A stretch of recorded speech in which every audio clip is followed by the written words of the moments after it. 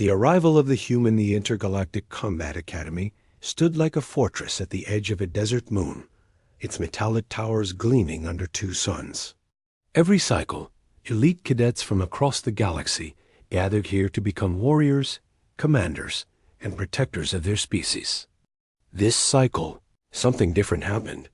Among the newest group of cadets was a lone human named Liam. He stepped off the landing shuttle without any fanfare. His clothes were simple black training pants, boots, and a plain shirt. No armor, no weapons. Just a calm face, alert eyes, and a quiet confidence. The others noticed immediately.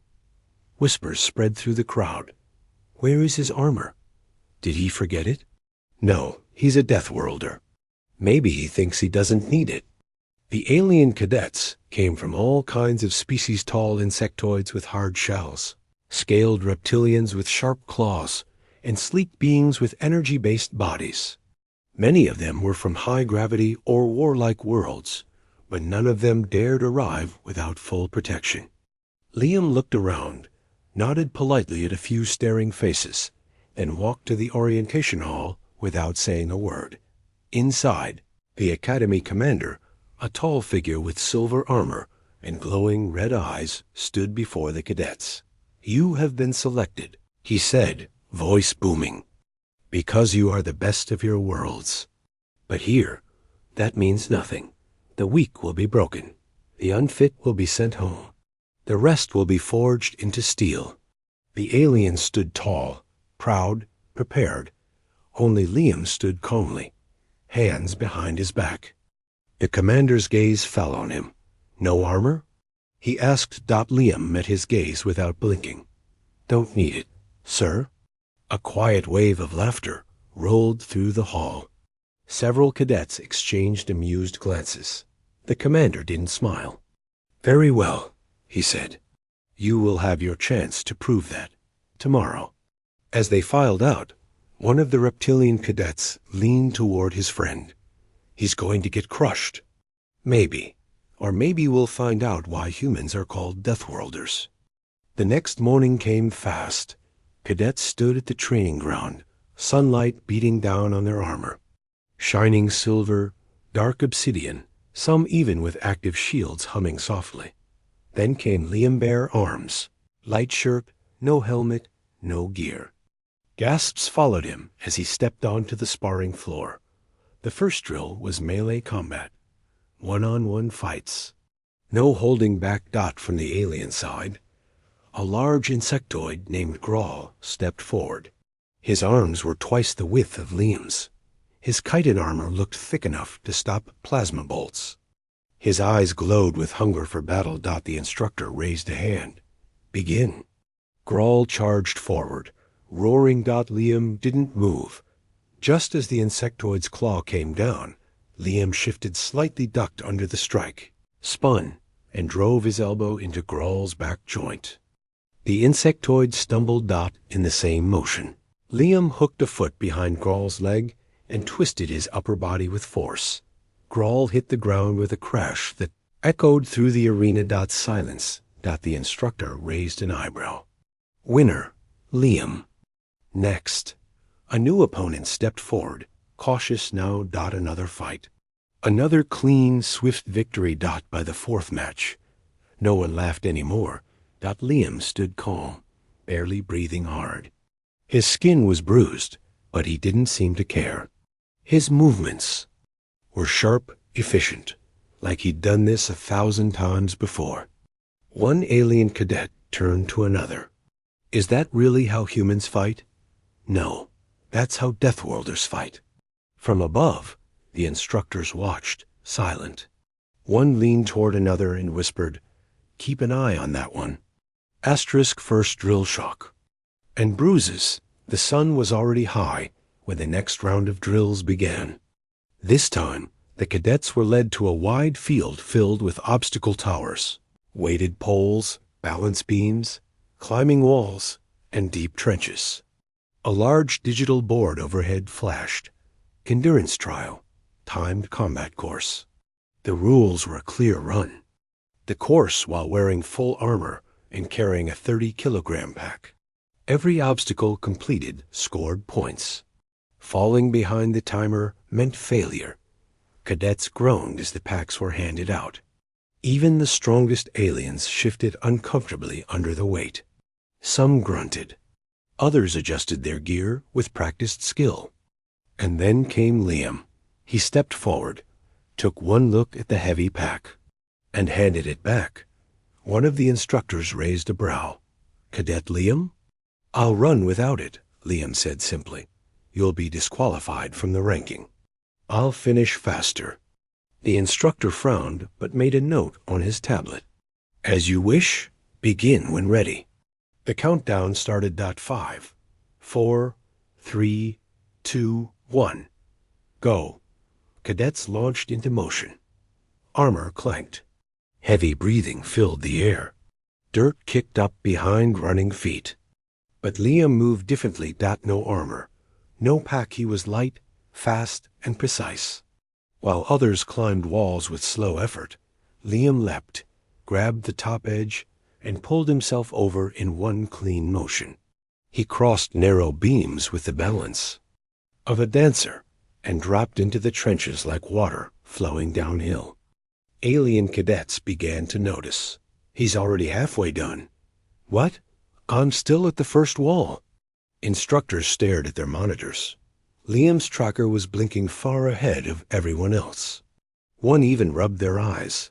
"He's skipping none of the tasks," an instructor murmured. "And he's not using tech boosts." By the time the lead alien reached the halfway mark, Liam crossed the final sensor and stood still, waiting. His chest rose and fell steadily. He looked calm. A small scratch on his arm was the only sign he'd even broken a sweat. An armored cadet, panting, reached the end 10 minutes later and saw Liam standing there. "You? Already finished?" He gasped. "Yeah," Liam said. "Took my time." That cadet looked at the others, stunned. "But how?" Liam gave a faint smile. "Earth's gravity is heavier. Our soldiers train with real weight. This," he gestured to the course, "just a jog." Whispers spread again. This time, not with mockery but awe. Later, in the dorm mess hall, the alien cadets avoided meeting Liam's eyes. Some sat in silence. Others whispered in hushed tones. "His planet must be insane. Is that what a Deathworlder is really like?" One cadet, a soft-spoken blue-scaled creature named Varric, approached him. "You really didn't need any of that gear?" he asked. Liam nodded. "It slows me down." "Why are humans built like that?" Liam took a bite from his protein bar. "We had to survive. Earth wasn't made to be kind. We didn't have armor growing up. Just instinct, pain, and the will to keep going." Varric looked at him thoughtfully. "And you came here to learn?" "I came here," Liam said, "to remind everyone what humans are." That night, reports were sent across instructor channels. Subject: Cadet Liam, Human Earth. Notes: unarmored in sparring and endurance drills. Completed course 50% faster than top-performing cadet. 0 injuries. High adaptability. Recommend deeper psychological and physiological study. One commander added a simple sentence at the end. He might be the strongest cadet in the history of this academy. Asterisk strength in simplicity. Word of Liam's performance spread fast. By the third day, cadets whispered his name like a challenge, like a warning. Some stared at him with curiosity, others with quiet respect. A few still believed he got lucky. The third drill was different. It wasn't about speed or strength. This time, it was survival. The cadets were led into a massive simulation dome. Inside, the terrain was randomized rocky plains, shifting sand, thick fog, and broken ruins. They would be dropped in small teams, and the goal was to survive roaming drone attacks, harsh terrain, and stay active for 6 hours. The twist? No communication, no support. Only your instincts. Each cadet received a standard survival kit and a choice: wear full armor, light armor, or none at all. Most chose full. A few picked light gear. Liam once again stepped forward in simple clothes. No armor, no helmet, just a utility belt. The instructor eyed him. "You're not trying to make a point, are you, cadet?" "No, sir," Liam said. "Just doing what works." He was dropped into the zone with 2 alien cadets, Varric, the blue-scaled reptilian who had asked him questions, and a tall, thin creature named Darrow, with 6 legs and quick reflexes. "Stick together if you want to survive," the loudspeaker echoed. Within minutes, the drones activated. Hovering machines with laser stingers and shock pulses zipped out of hidden bunkers. Varric ducked behind a boulder, trying to activate his shield. Darrow opened fire with a stun blaster, but Miss Liam didn't run. He moved low, fast, silent. He grabbed a rock, flung it with terrifying accuracy, and hit a drone's lens. The machine crashed into the ground, sparking. Varric blinked. "You threw a rock?" "Didn't have a blaster," Liam replied. "Didn't need one." Darrow peeked out. 2 more incoming. Liam nodded. "Split left, I'll draw them." He sprinted into the open. No armor, no protection, just movement. Drones locked onto him, fired. He rolled, leapt, slid under a half-buried pipe. As they turned, he used their delay to yank a metal pole from the ground and slam it upward, crushing one drone into pieces.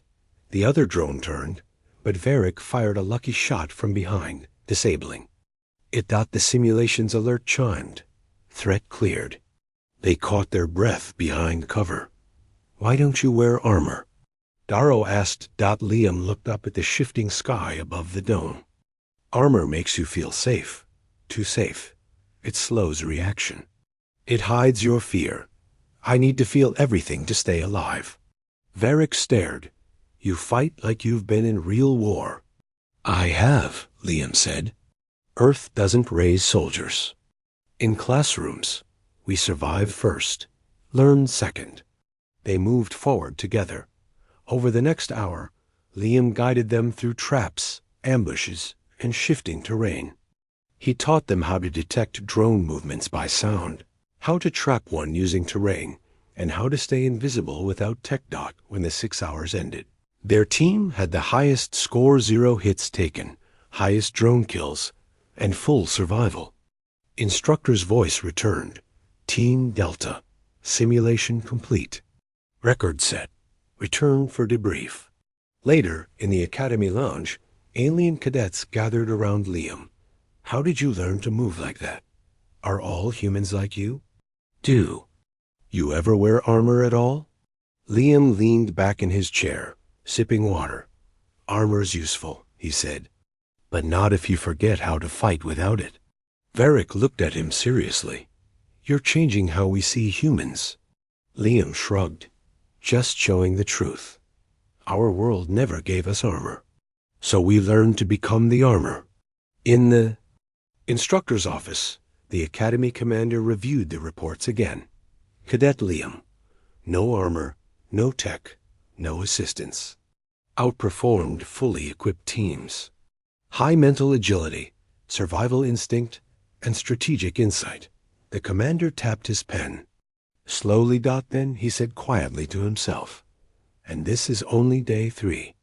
Asterisk, the test of fire." The Academy buzzed with tension. Cadets had seen Liam fight hand to hand, outrun everyone on the course, and survive in harsh conditions without armor or weapons.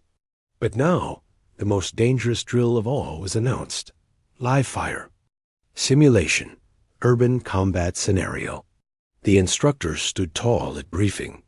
"This drill uses real plasma rounds, though stun-tuned for safety. Your task is to clear the enemy zone without getting neutralized. Each team gets standard weapons, armor, and personal shields." One cadet raised a hand. "What if someone chooses not to use them?" The instructor looked directly at Liam. "Then they enter at their own risk." Liam stood silent, hands behind his back. He didn't request armor.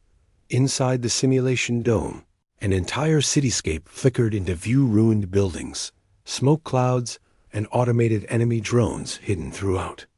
The enemy was Adaptive A, fast, ruthless, and capable of learning during battle. Each squad entered from a separate point. Liam went in with Varric again, along with 2 other cadets, Juno, a tall feline-like sharpshooter, and Mech, a bulky armored warrior, who clearly didn't like Liam. "What's the plan?" Mech growled, eyeing Liam's unarmored form. "Hope they feel sorry for you?" Liam smiled calmly. "Move fast. Hit first. Keep moving. Don't freeze." "You're insane," Mech muttered. The moment the simulation started, red flashes burst. 2 of the ruins drones firing from rooftops, walls, and behind vehicles. The squad scattered. Mech activated his shield, but it failed after 3 hits. He screamed and ducked. Varric fired back, missing. Juno took out 2 drones, but then froze under pressure when 4 more appeared. Liam didn't freeze. He moved. He ducked under fire, slid behind cover, and used broken metal shards to reflect light-blinding drones. With 0 armor and no gun in hand, he dashed up a wall using debris as a ramp and pounced on a turret drone, tearing its core out with bare hands. "Juno!" "Left!" he shouted. Juno turned and fired, hitting a drone just before it struck. Mech stared wide-eyed. "How are you not dead?" "I don't give them time to aim." They moved through the zone fast, with Liam leading like a phantom. He took down more drones by disabling them with speed, tricks, and perfectly aimed throws using debris. In one ambush, he even used a fallen drone as a shield to run through a crossfire corridor. Instructors watched from above, stunned. Double quotes, "No one's supposed to survive this without tech," one muttered. "He's not surviving," the commander replied. "He's dominating."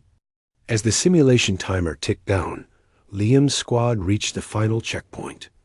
All drones neutralized. 0 deaths. A loud chime echoed across the arena. Mission complete.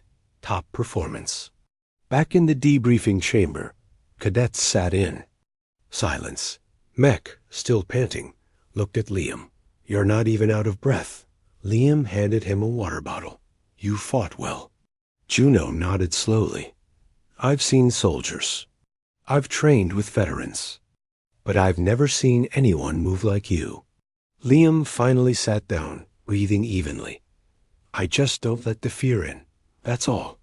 In the command center, senior instructors gathered. A hologram replayed Liam's movements in the dome. "He doesn't need enhancements," one said. "He is the enhancement." "Contact Earth," the commander ordered. "Find out what kind of training their cadets go through." Pause, then a quiet reply. "Earth didn't send us a cadet. They sent us a message." Asterisk confrontation and challenge. The Academy's mess hall was no longer filled with mockery or whispers. Wherever Liam walked, heads turned. Some nodded respectfully. Others simply stared, unsure what to make of the unarmored Deathworlder who'd just broken simulation records with bare hands and strategy. But not everyone admired him. Torvak, a towering brute from a warrior species known as the Grom, clenched his fists as he watched Liam walk past. "They all worship him," Torvak growled. To his squad, a soft-skinned creature with no armor, no honor. He dodges and dances like a coward. His second-in-command, a sharp-eyed female named Krell, spoke carefully. "He hasn't lost once. That's because no one has faced him properly. He's never fought someone like me." Later that evening, during the physical sparring review, Torvik stepped into the center of the training arena. "I challenge the human," he declared loudly. "Hand to hand. No tricks, no dodging. Fight like a warrior." The room froze. Cadets turned. Instructors raised their brows. Liam, who was lacing his boots nearby, looked up. "Are you sure?" Liam asked, calmly. Torvik banged his fists together. You hide behind movement and speed. You've never stood toe to toe. Let's see what your bones are made of. The instructor looked at Liam. You can decline. Liam shook his head. I accept. The arena cleared. A large circular platform was activated. No weapons, no gadgets, no shields. Just muscle, reflex, and grit. Torvak stepped in, his body wrapped in natural armor plates and brute strength. The crowd of cadets gathered around, eager, tense. Liam walked in barefoot, shirt off, exposing scars that looked older than the academy itself. A sharp whistle. The match began. Torvak charged like a beast. Liam didn't move until the last second. Twisted just slightly, letting Torvak's bulk fly past him. The crowd gasped. Torvak swung again, wide, hard, and fast. Liam ducked, planted his foot, and punched into the side of Torvak's knee. A crack echoed. The growl roared, spinning around. With his elbow. This time, he caught Liam's side, sending him skidding across the mat. Blood on his lip. Liam stood slowly. Torvak grinned. So, you bleed. Liam wiped his mouth. So do you. He moved in fast, sudden, a blur. 3 strikes landed. 1 to the jaw, 1 to the ribs, 1 behind the ear. Torvak stumbled, shaking his head. He lunged. Liam feinted, grabbed Torvak's arm, twisted, and used the groan's weight against him, slamming him flat on his back with a thunderous crash. The arena went silent. Torvak groaned. Stunned. Liam stood over him, bruised but breathing. Steady. The instructor raised a hand. Match concluded. Winner, Liam. Back in the locker room, Liam sat on the bench, wrapping a cloth around his side. Torvak entered, limping. For a moment, it seemed like a second fight might start. Instead, Torvak lowered his head. You're not what I expected, he said. I get that a lot, Liam replied with a small smile. Torvak extended his thick arm. You have my respect. Human. Liam took the handshake. That night, a message from Earth quietly arrived in the Academy's High Command Center. Encrypted. Short. Liam is not a special case. He's standard. Consider that before testing humanity's patience. The commander read it twice. And whispered, What kind of world makes warriors like this by default? Respect earned after the public duel with Torvak. Everything changed. Liam was no longer just this strange human with no armor. Now, even the most elite warrior species spoke his name with quiet respect. Some cadets tried to mimic his style stripping. Down their armor, training without shields, but none could match his results. But admiration wasn't the goal. Liam came here to prepare, to learn, and to show Earth's place in the galaxy. What he didn't expect was a real crisis. It started as a routine simulation, just another test in the long line of academy drills. The cadets were divided into teams and placed in a multi-level facility, designed to mimic an emergency evacuation during a planetary invasion.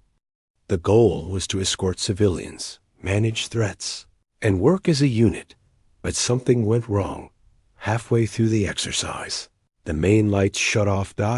Then came the explosion. One of the facility's lower levels burst into flame, not virtual fire. Real fire. Emergency alarms blared. The AI controlling the scenario had malfunctioned, turning the drones hostile for real. What was meant to be a safe test turned into a genuine life-or-death situation. Panic spread instantly. Some cadets screamed. Others froze. Instructors tried to override the system, but the lockdown had already sealed key exits. That's when Liam took control. He didn't shout. He didn't panic. He just moved. Juno, you're with me. Varric, find the wounded. Mech, take 3. Cadets, and clear a path to the upper level. Why are we listening to him? Someone shouted. Because he's the only one still thinking. Varric growled, already moving. Liam led a small squad through fire and falling debris. He used a metal slab as a shield, guiding a group of cadets and a simulated civilian unit out of the danger zone. When they hit the blocked corridor, Liam slid under debris and rewired a shorted access panel using nothing but scrap wire and a power cell from his own utility belt. Doors opened. Drones attacked. He led the charge. No armor, no weapons.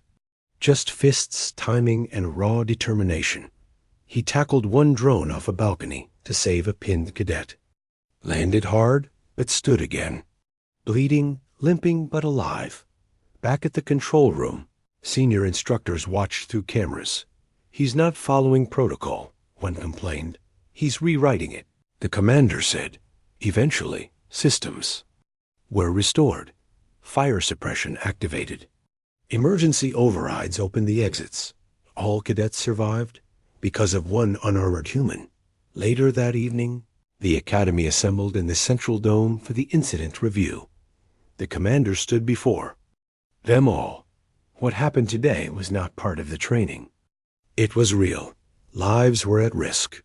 And in that moment, we saw who among you were not just cadets, but leaders. He turned toward Liam. One of you acted not with orders, but with instinct, courage, and precision.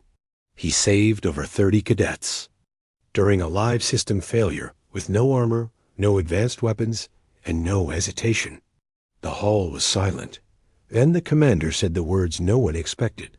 "Liam of Earth, you have exceeded expectations.